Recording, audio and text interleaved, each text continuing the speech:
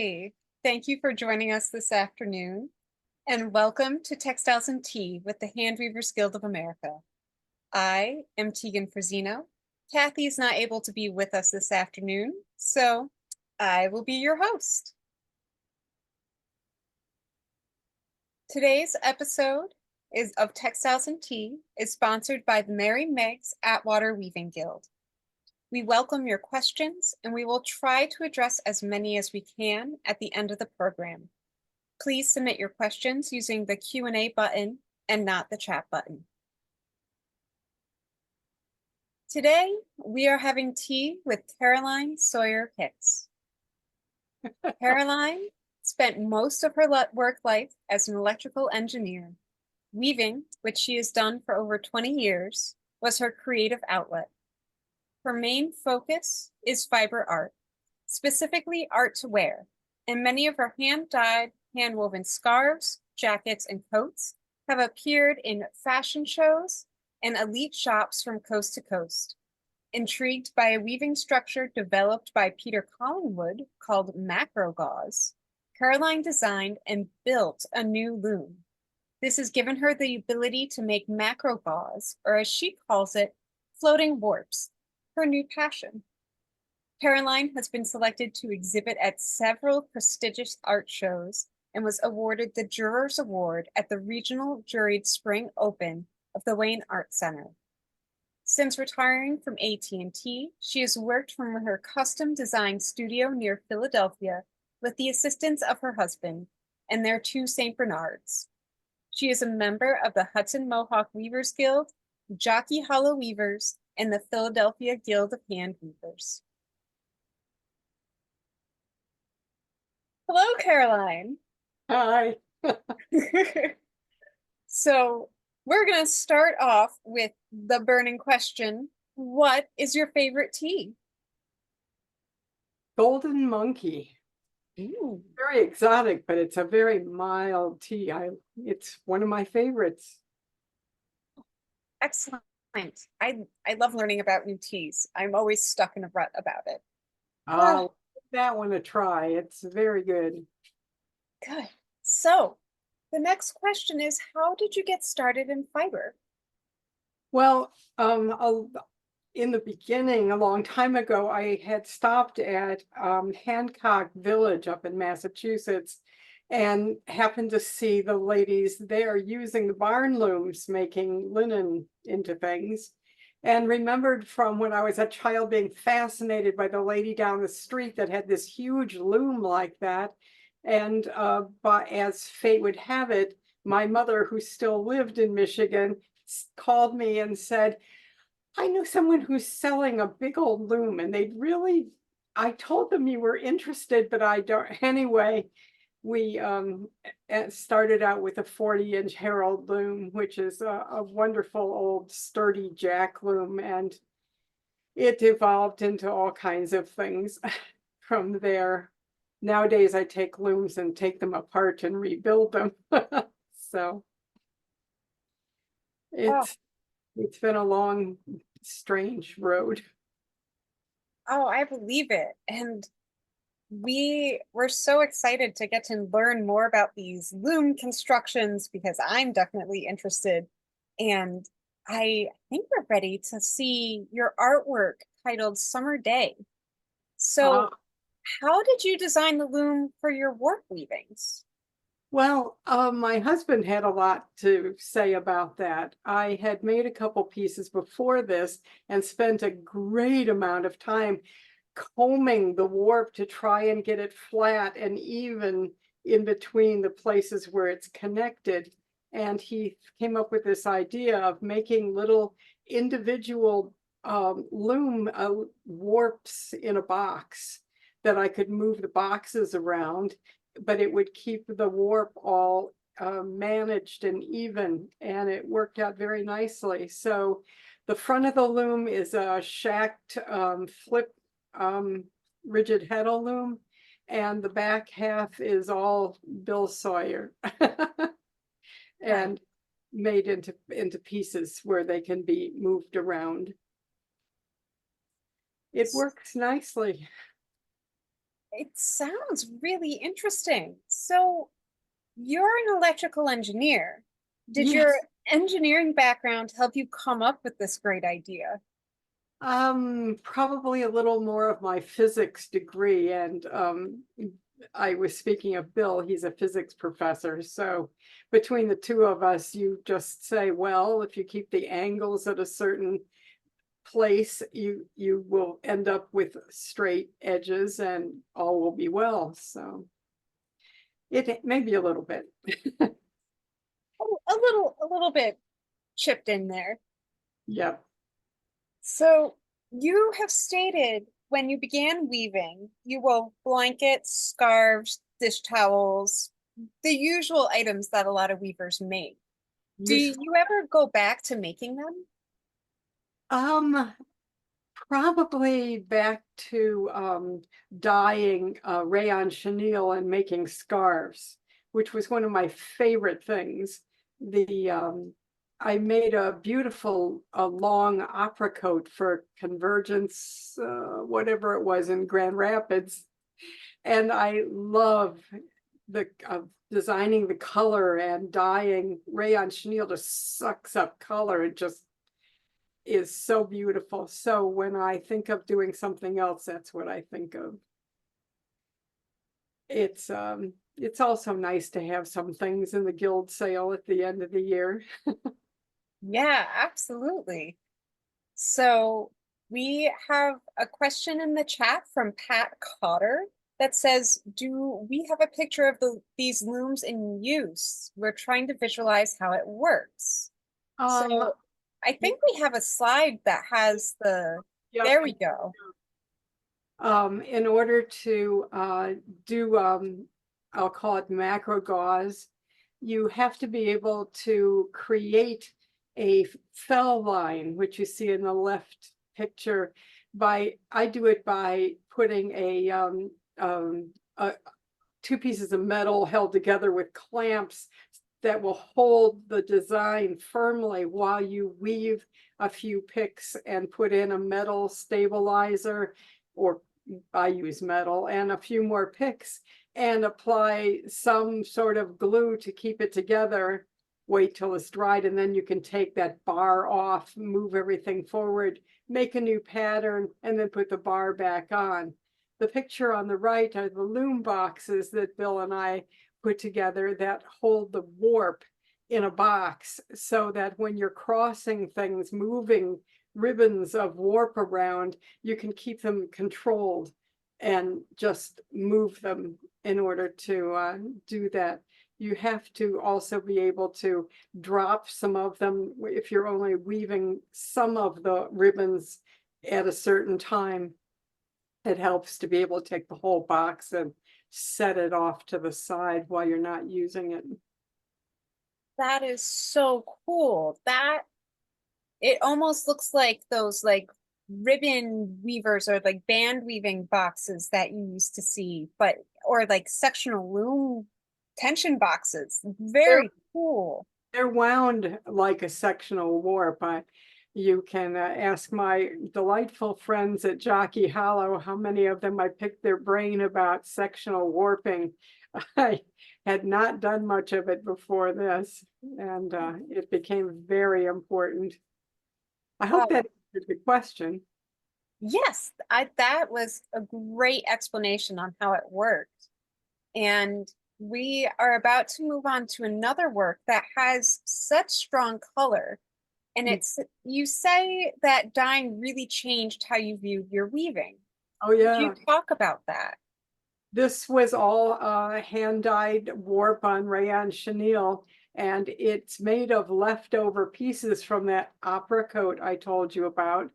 And this one, I was helped greatly by Darrell Lancaster, What to Do with Leftovers class. And luckily, the yardage I made was just ripe with opportunities to put pieces in the right places. That kind of weaving I still love to do. Something that when it comes up over the back beam, you go, yes. It's really good. I don't know. I've been wondering whether I should dye warps to make the floating warps, but so far I don't see a use for it. I like the mixture of the ribbons without changing them as they go along so far. Yeah, and there's always room for there's always opportunity to try things in the future, but if you're happy with where you're going, it's a really wonderful path to go down. So far, so good. So, this is your work clouds, including one with you standing under it to show how large this work is. What Ah. are some of the challenges and pleasures of working large? I have to tell you, I was not going that big right away. In Pennsylvania, if you're a senior citizen, you can go back to college and for free. And so I went back to Westchester. I went into Westchester into the art department, which is foreign territory to me, and met my wonderful professor whose name is Erica Lousteau. And I was showing her some of my things, and she said, there is so many office buildings, atriums, and everything else out there in the world that needs to see more of this. And she put together a show that they needed a cloud over a greenhouse. And you can't make any just little dinky old cloud. It has to be a big one. So I worked on this for almost a year to get it the way I wanted it. And it goes from cloud to something called rain. I think you have another picture of rain. What you just add some elements to it. When we opened, you saw a pic that's rain. In the opening credits, you saw one that has other pieces hanging next to it. That one is snow. Nice. The extra pieces are made differently. They are, yeah, there you go. The ones that look like diamonds are not macrogauze or floating warps. They're made on a regular loom. That's double weave. Okay.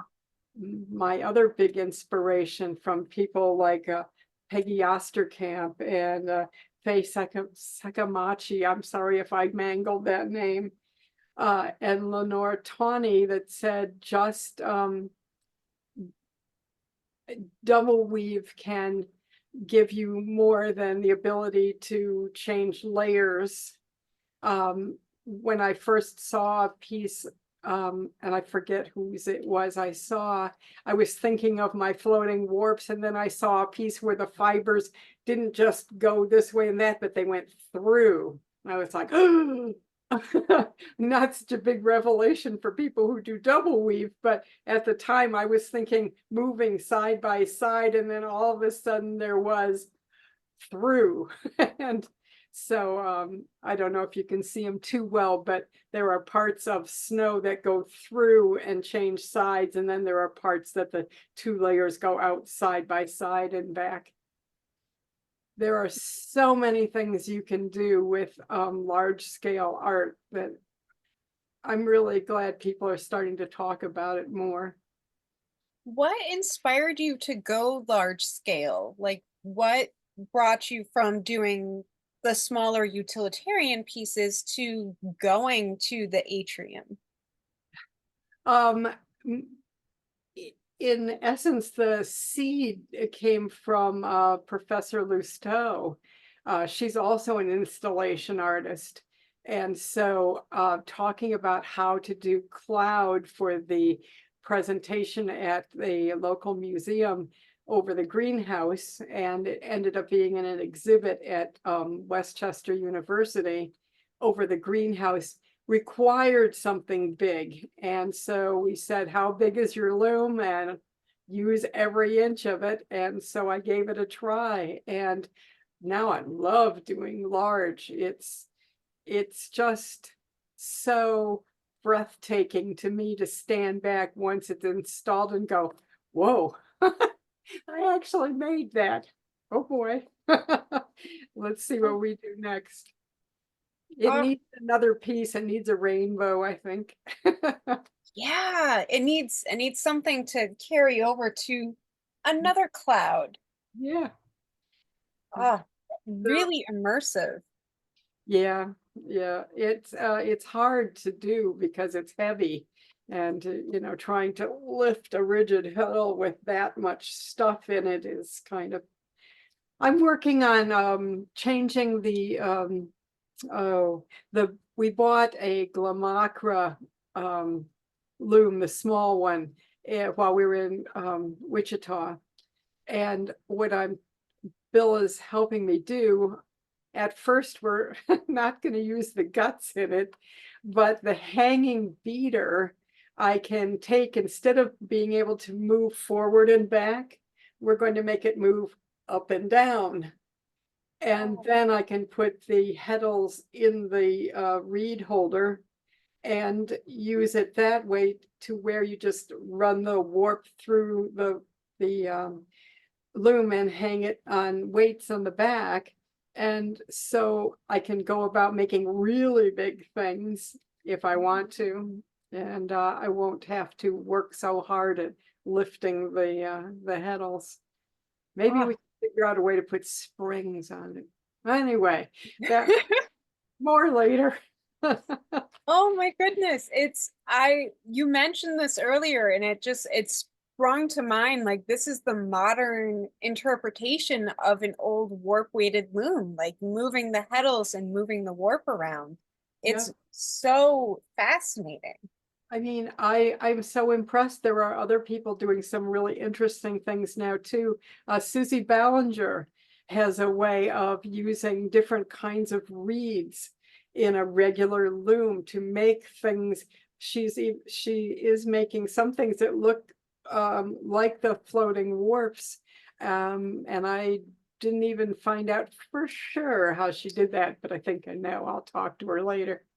But anytime you have a vision for making something and it seems like you don't have the right tool for it, doesn't mean you should stop.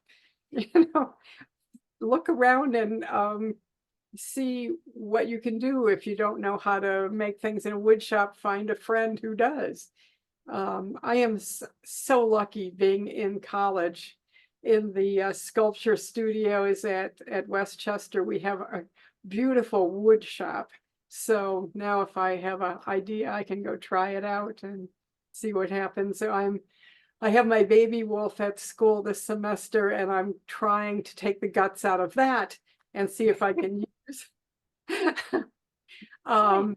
That's where we were talking about move the warp, not the heddles. If I Yeah.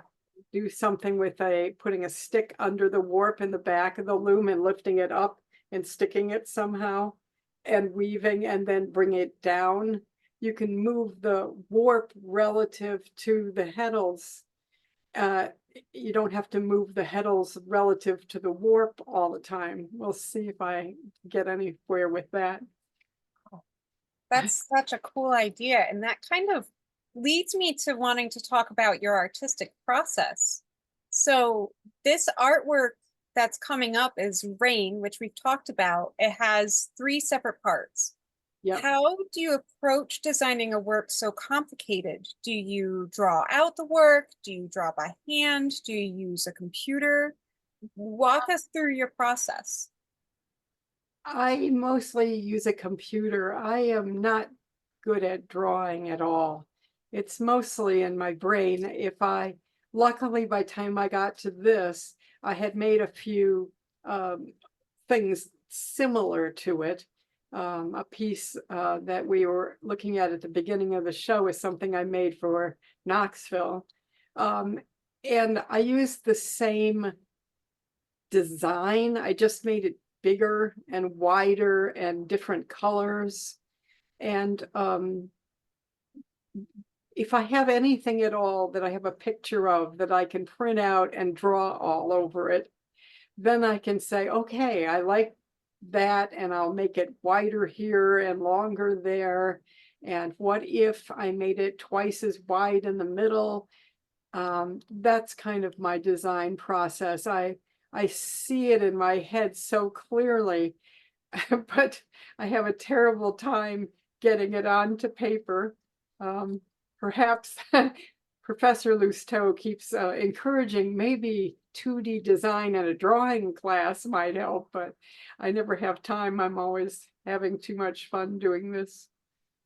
Yeah, it kind of what it sounds like is you are translating everything through your hands and being hands-on with your work. It is. And you're talking more with the fibers that you're using more so than trying to get it on paper first, which is a really cool process. In the end, I documented on a spreadsheet to remind myself it's like a recipe. Start here and ribbon A, B, C, D, E, and the next move warp 6 inches, move A over to C. You know, I just take the blocks in the Excel spreadsheet and make them colors and just show them where they go. Move 6 inches, take these two and swap them, move 6 inches, take those two and swap them, just to remind me how many steps to go and what colors should be in what order. It seems to work pretty well. I can go back and recreate something if I need to.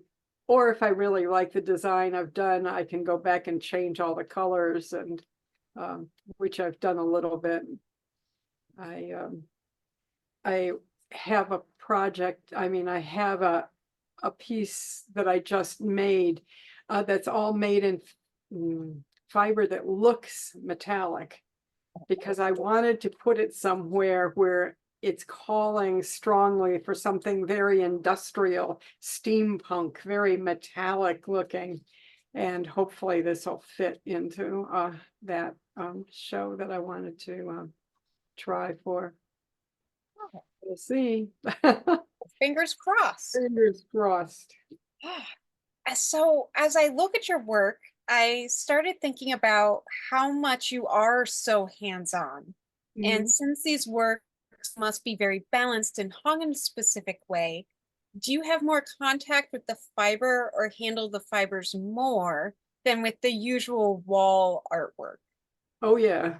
Um, Two-dimensional wall mountable things are simpler because the warp stays, those boxes or the weights stay where they are and you just move things around. The three-dimensional things, I have to take parts out and weave the background and then take that out and weave the foreground and then move it forward and put all the boxes back together and weave them. It's I got carried away. I don't even remember the question there, but I do end up having to comb and handle the warp in the back of the loom. It has to be gently persuaded to go back to be perfectly even. If you don't have them even, they droop when you take it off the loom and hang it up. I don't have much chance to change design or change fiber or anything once the project started. As with many things with weaving, everything is wound on the front and you don't get to see the end result until you're done and you take it off and pull it all out and hang it up and go, oh, thank God. No, it didn't droop. That was a lot of issue in the beginning. Yeah. So many beginning weavers are told threads under tension are happy threads. Oh yeah. Looking at your work, I'm struck by how important this tension must be. Would you talk about more about the experience you have of keeping the warp under control? So you talk a little bit about this sagging issue that could happen. What other things do you do to mitigate this? Well, we were looking at that picture with the boxes and the back of the loom.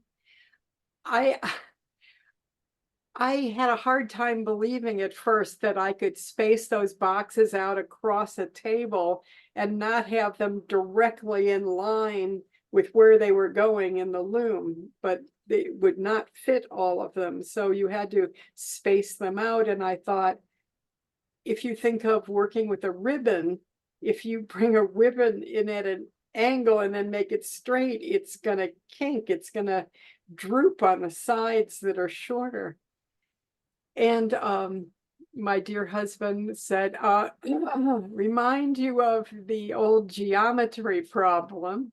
This is not a ribbon, it is loose threads that say if you are on a plane here, I don't know if I can describe it. If you're going from a plane here to a plane here, a parallelogram, and you have threads going between the two, as long as they're truly parallel, you can move this all over the place and it doesn't matter as long as they're parallel. So that gives you all kinds of freedom of where you can put your warp in the back, as long as you keep that tension even on all of the threads at the same time. I at times have put clamps on them. I had warp that just insisted. It was like working with snakes. It was just all over the place. And so I just would comb it, and actually put big clips on it just to keep it from running away in the meantime. Oh God. Anyway, let's talk about something else. Hey, not a problem. So upcoming is your artwork Wrapped, floating warp and neutrals. Mhm. How do you approach color when there's no weft to take into consideration? Yeah, isn't that great? Yeah. I back in the days when I was first learning to weave, I remember a workshop with Betty Vera where trying to pick which weft would go with this beautifully painted warp we just made, and me going, God, I wish I didn't have to cover that warp. It's so beautiful.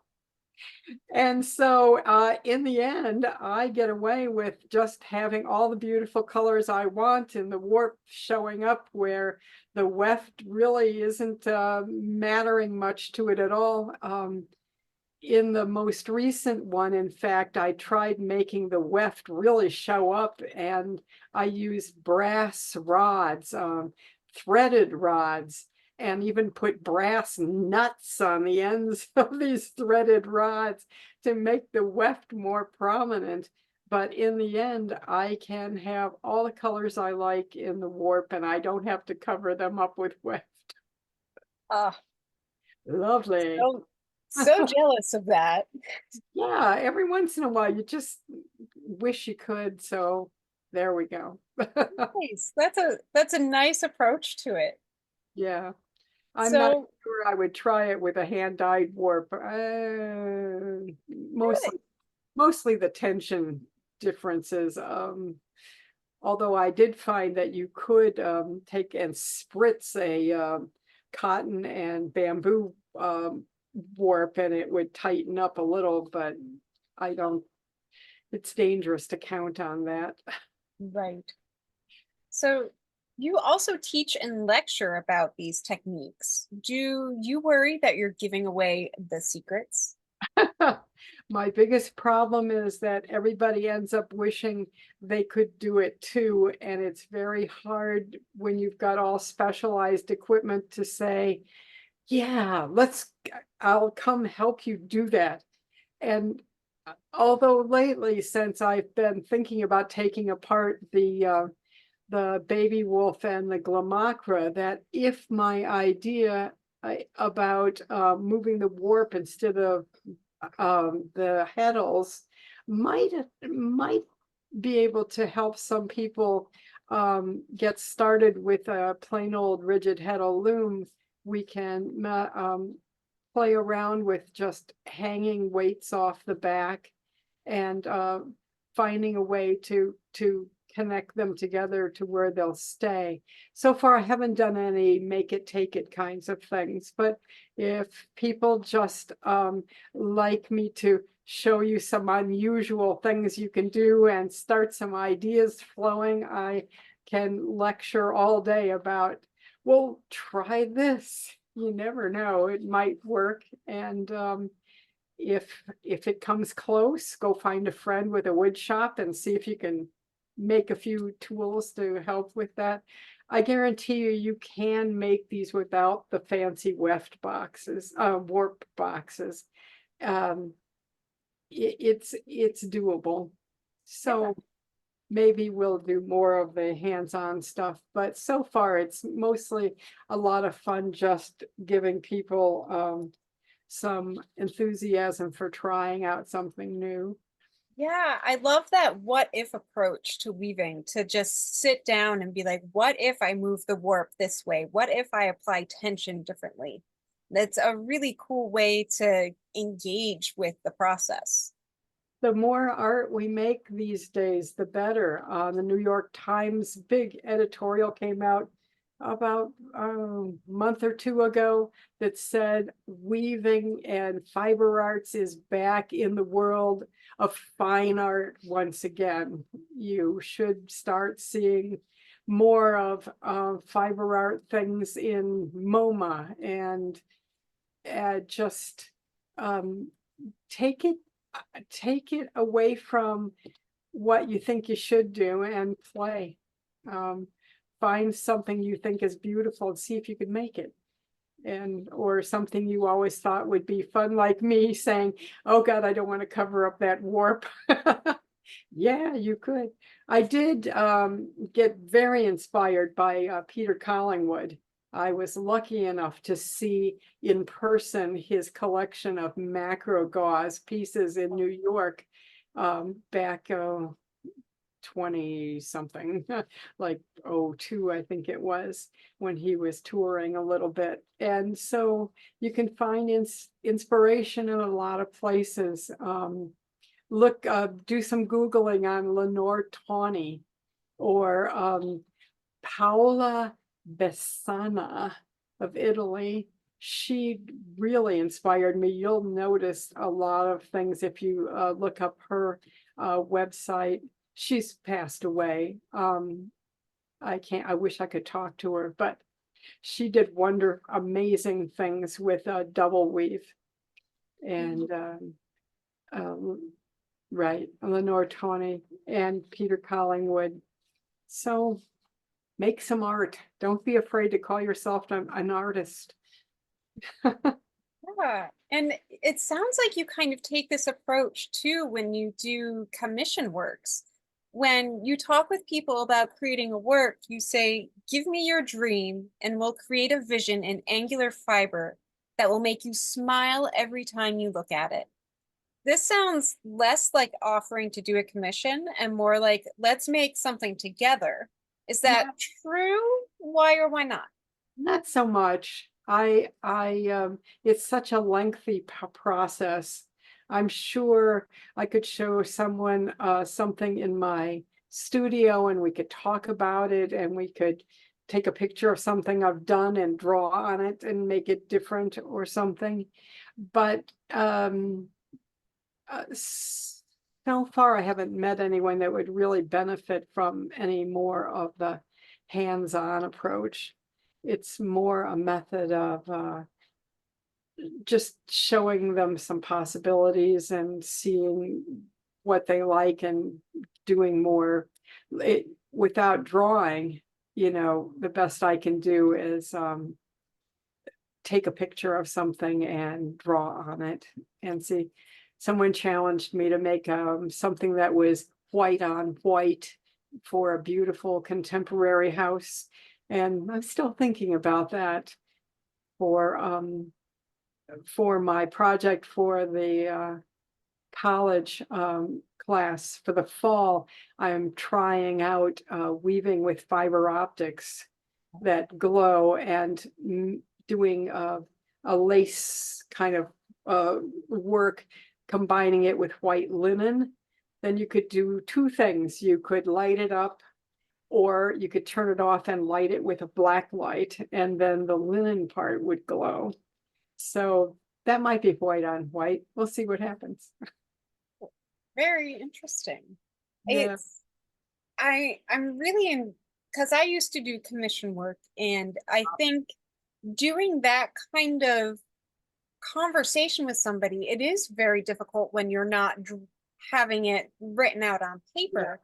Do you find that you're providing your clients or the areas that you're working in a new language to speak with? Like, are they learning how to speak more with color and texture? I don't know. I don't know the answer to that. I really don't do that much commission work, so I haven't had a good chance to try it out. Okay. Technically, it's a little easier for me to have something that they might like and make it, and if they don't like it, I'll just enjoy it and put it in a show somewhere.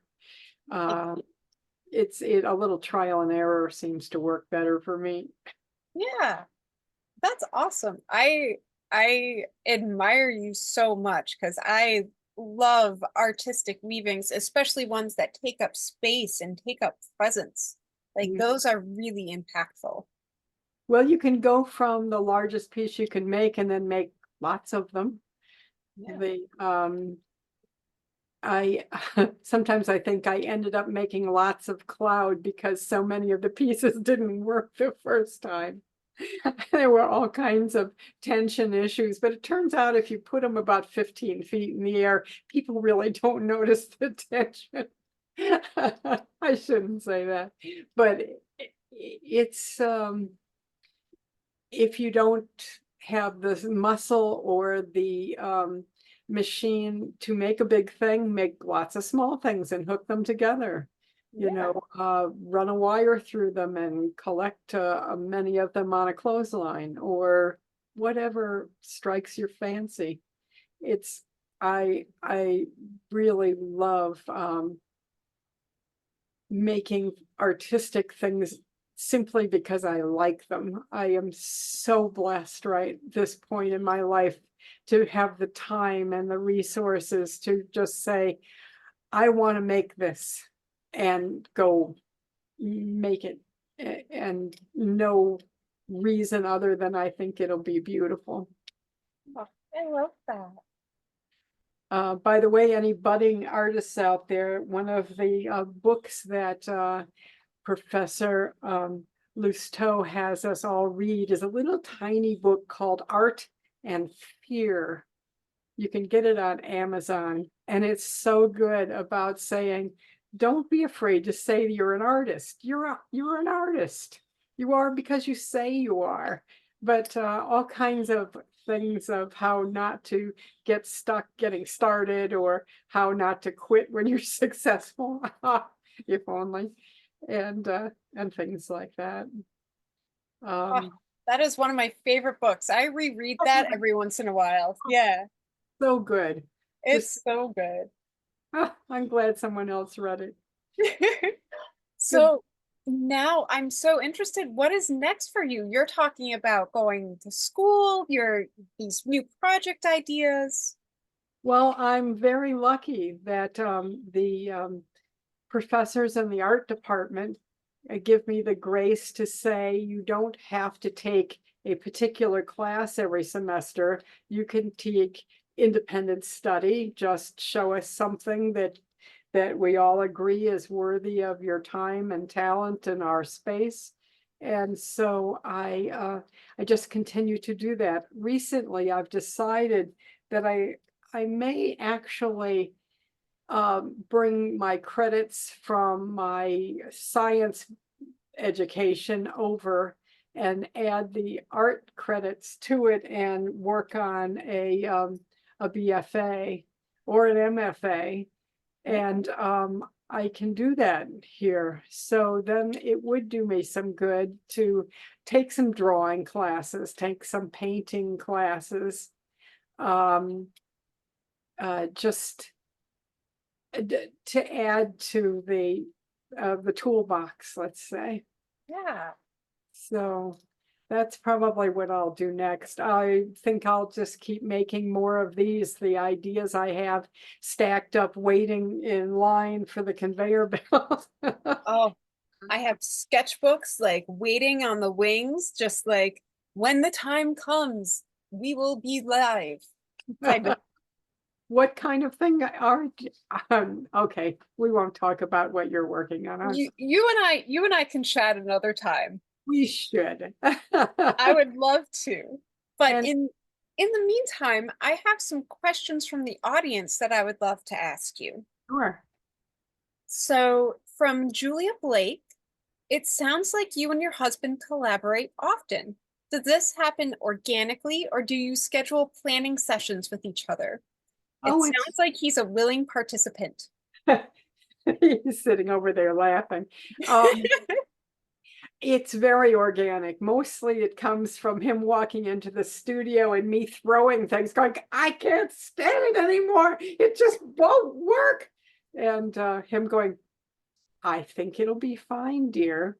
I have some wood downstairs. Let me try something. And one day we had seen ads on TV for the Glow Forge, which is a laser, a computer-driven laser cutting machine that cuts wood and acrylic and things. And so now we can just cook it up online together and print it out and cut it out, and he puts them together. And the next time I can't stand it and I go crazy, there he is to help me straighten it out.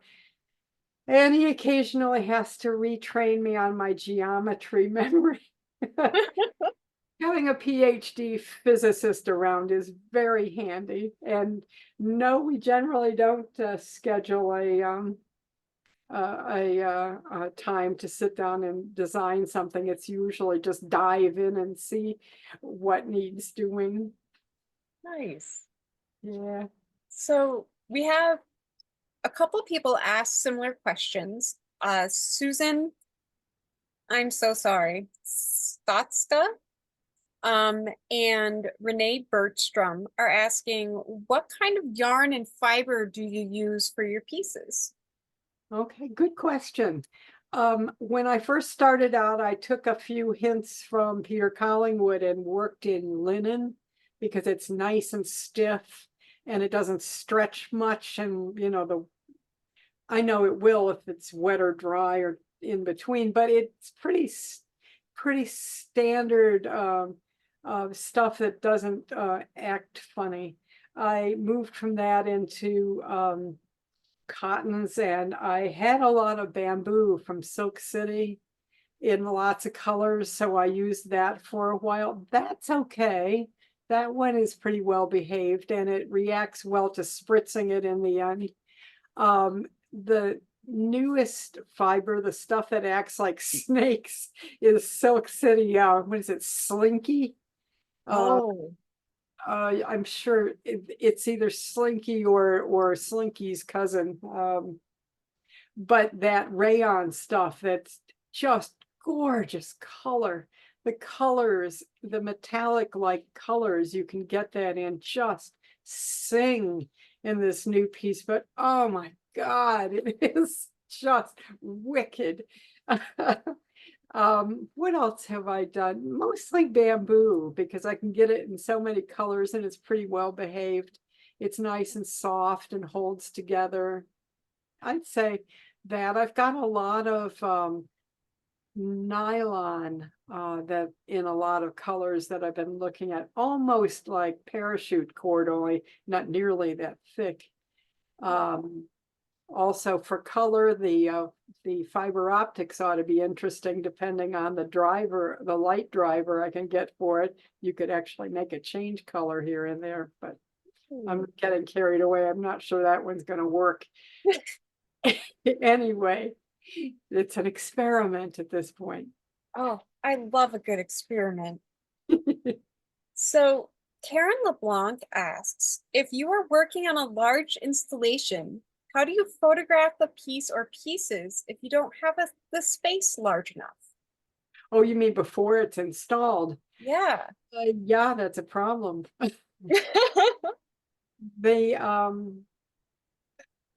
The picture you saw that had everything hanging in a rack, that's usually how I photograph them.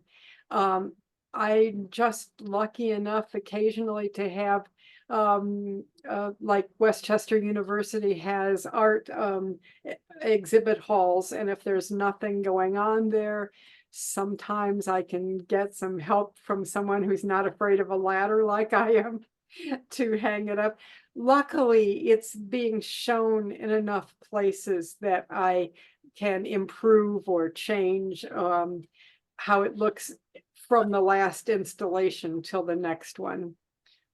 Bill hopped in and built me a rack that I can predict that everything is going to be level at the top and just hang things on it for the next time. It is hard. My studio has a high ceiling, but not nearly high enough, and I'm terrified of ladders. So yeah, that's a tough one.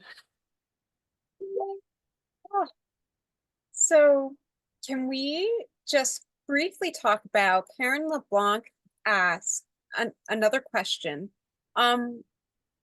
How did you get your commissions for your installations, and do you have permanent installations, or have you only done temporary ones? Yeah, I haven't done a commission for an installation project yet. Yeah, that would be nice. Mostly I'm hoping it would be one that's already made and someone just wants it in a different venue, would be nice. I really haven't done that kind of thing yet. You're getting there, though. It's Oh. on the way. I hope so. Excellent. Well, thank you so much, Caroline, for being on Textiles and Tea. It has been such a joy. If anybody else has any questions, please put them in the Q&A. We have a couple minutes left. Let me just see. Oh, here we go. Julia Blake asks, what is your favorite part of the fiber art process and why? Planning, weaving, finishing, installing? Probably all of the above.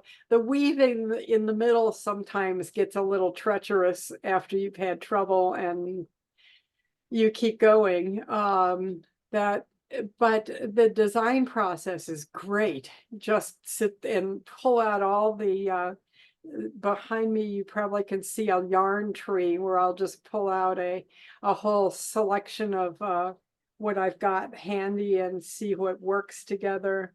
That's wonderful. Sitting down with the pictures and deciding what to do with it next is really great. The best part is the day you take it off the loom and hang it up and go, oh, good. It worked, thank God. But probably the very best part is the day you take it off the loom and hang it up and get to see how it all worked in the end. And luckily, most of the time, it just takes my breath away, and I think, okay, so that worked. Now, if I do this and this and this and this, I can make 3 more of those. Oh, it's always fun to work in a series too, especially if you're like, okay, this is the first question I have. And then here are the new questions that come up after I've answered that first one. Just so excited to start the next one. I just can't wait. I think we'll work in pastels again. One of the pictures that HGA put up on the website is called Big Pink. And big, that's the pink with the black and white zigzags down the middle. That was a what to do after cloud, after you worked in very pastel colors and huge size for almost a year. Get out the pink and the black and white and make something just 15 inches wide and long. Yes. So it worked great. Oh, excellent. So we have a couple more questions. Sure. Bernadette Benz asks, do your works fold flat or lie flat or otherwise for transport? Yeah, remember it has to be woven flat because it is on a loom. The 3-dimensional stuff just has stiff places in it that you can press it between the layers to spread it apart. So as soon as you take the the spreader bars out of it, it lies flat and you carefully roll it up, put it in a tube, and voila. The 2-dimensional things are easier, of course, you just roll them up. but when they're woven, the three-dimensional stuff will have the stretcher, the rods in them at different points to where you can pull it apart. And another job for the Glowforge, I make acrylic stretcher bars that practically disappear when you use them.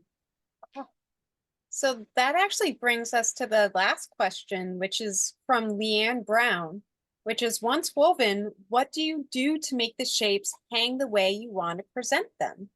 It looks so magical. Yeah.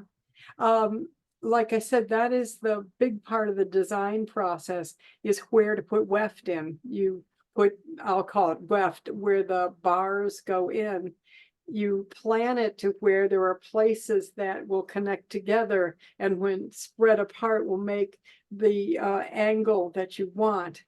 So carefully planning that out and then weaving it by only weaving the back layer and then the forward layer, and then bringing them together, and a forward layer and a back layer, and bringing them together. When you're hanging it, you just pull them apart and put something that will stay in there to spread it apart. It's that's part is what I was inspired by Peter Collingwood. I'll give him all the credit for that, of thinking of how to make something 3D like that. Yeah. I asked Jason, his son, if he wanted to know more about what I was doing with his dad's work, and he said no. He showed me how to do that once or twice, and no. Yep, not his cup of tea, and that's okay. That is fine. I just, Yeah, that's so funny. it's telling me at least I'm the hard work was worth it. Absolutely.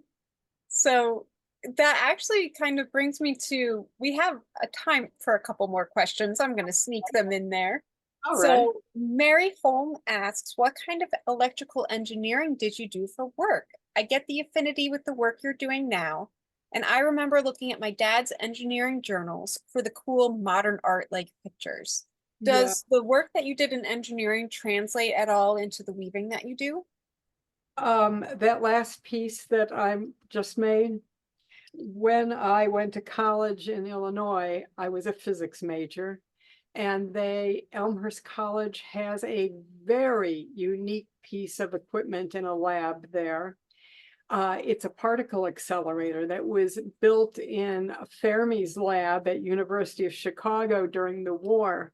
And it is 2 stories tall, made of aluminum and glass and steel, and looks like something out of Frankenstein's lab. And that is a great inspiration. Some of the pieces I do look like drawings, like schematics for something. In the end, it could be that this piece, I'm hoping, might find a home at the accelerator lab. In the intervening years, it's not totally useful as a physics lab anymore. It's big anyway, the nice part is to keep it from being torn down and thrown away. Someone has endowed it as an art gallery for the art department at Elmhurst. And if that's the case, have I got a piece for you? We'll see. So that's not what I ended up doing for work, but my education has influenced this design a lot. So, oh, fingers and toes that actually comes to fruition. Oh, that would be so cool. when I post pictures of the new piece, I'll probably put up pictures of the accelerator lab along with it. So it'll be on my website, on my Facebook and Instagram. Oh, that is so excellent. And we have just one more question, which I think is really wonderful, from Julia Blake. Where do you look for inspiration? So we talked about this Yeah. wonderful piece of equipment and department. And where else do you draw your inspiration from? Well, it's funny. I really, really enjoy having my pieces shown in galleries. Um, I subscribe to Cafe, which is Call for Entries, and I'll look through it and see what someone's looking for in fiber art. And every once in a while, they'll have a theme, and I'll go, "Hey, I could make something for that." Um, for instance, uh, the convergence mixed media calls. I have a piece that never got shown in Knoxville because it broke, but it was a waterfall down the middle with Smoky Mountain colors in kind of a network going down the sides. I like to look at nature or paintings. Just, you never know what will inspire me, but I can take known techniques and put the colors in it and make them do different things. I'm very, very excited about that whenever I see some new combination of colors. Wonder which one of my designs could I yeah, that's the sort of thing I do. Nice. Well, let me thank you again so much for being on Textiles and Tea. It has been so wonderful talking with you today, Caroline. It's been a joy. Thank you very much. You can learn more about Caroline and her work at floatingwarps.com. And a special thank you again to the Mary Meg's Atwater Weaving Guild for sponsoring today's episode of Textiles and Tea. If you would like to sponsor an episode of Textiles and Tea, you can learn more at weavespindye.org. And registration for HGA's virtual Spinning and Weaving Week celebration is now open. For $30, HGA members will receive access to studio tours, thread talks, panel discussions, and so much more. And the best part is, it is recorded, and you can get to enjoy all of it from your own home at your convenience. Save the date for October 7th to the 13th, 2024, and visit the HGA website for updates to the schedule. If you are a vendor or teacher, reach out to us to learn about the opportunities we have for you. Textiles and Tea is supported by your generous donations. If you would like to see more programming like this, please support HGA by becoming a member or donating. You can join and give on our website at weavespindye.org. If you missed part of this episode, would like to watch it again, or share it with a friend, Textiles and Tea is recorded and can be viewed on HGA's Facebook page or subscribe to our YouTube channel, where you can view the entire series and more. Please join Katie Clements next week when she shares tea with Sydney Sobel. Thank you and happy tea.